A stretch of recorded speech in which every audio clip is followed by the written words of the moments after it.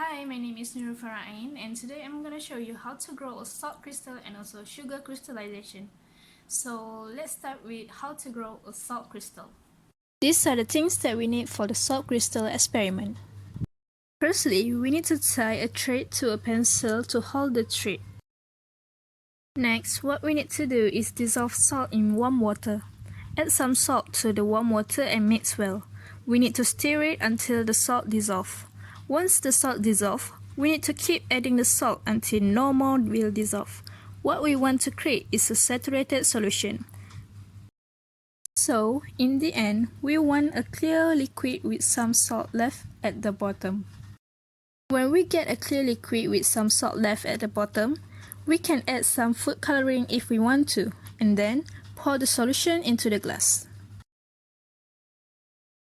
After that, take the thread that we have already tied to the pencil and put the thread into the solution.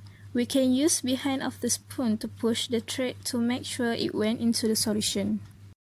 Then, we leave it for a few days for the reaction to take place.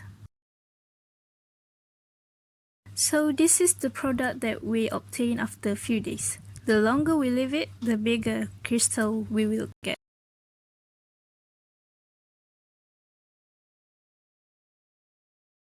So for the first step, what we need to do is add a cup of water into the pot. And then we're gonna let it boil.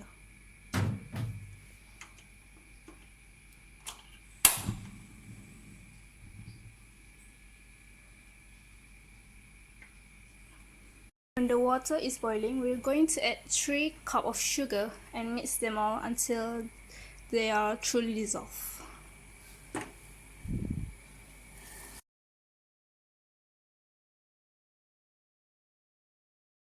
Make sure that it is truly dissolved in the water mixture until we can see a clear solution.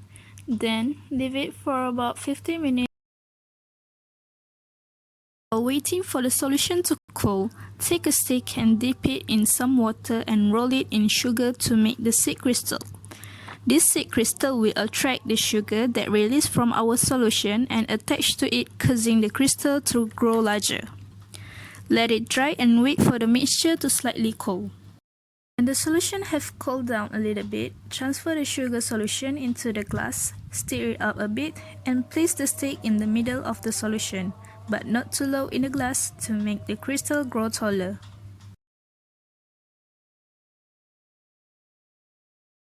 Put it in the warm dry place to cool. The crystal will begin to grow on the stick. The growing crystal process might take 2 or 3 days or maybe 1 week. So this is the final product that we obtain for the sugar crystal.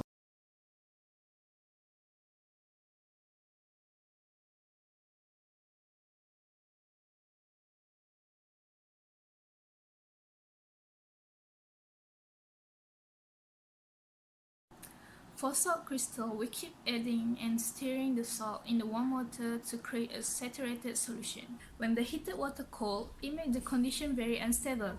So, the dissolved salt will leave the water and grabs on the string. When the water evaporates, the salt left behind, making it more unstable and creating the crystal to grow.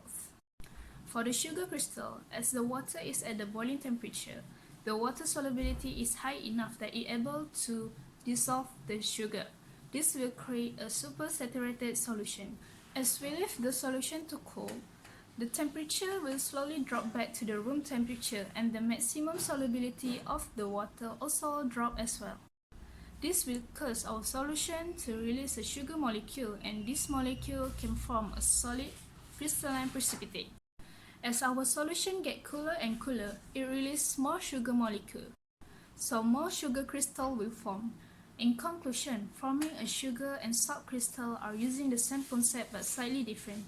Sugar and salt made entirely of different elements, and they have different chemical properties and also physical properties. While both dissolve readily in water, they dissolve in a different way. Unlike sugar, salt dissolution are largely unaffected by temperature. So from this, we can know as they look like, sugar and salt have different chemical and physical properties. That's all. Thank you.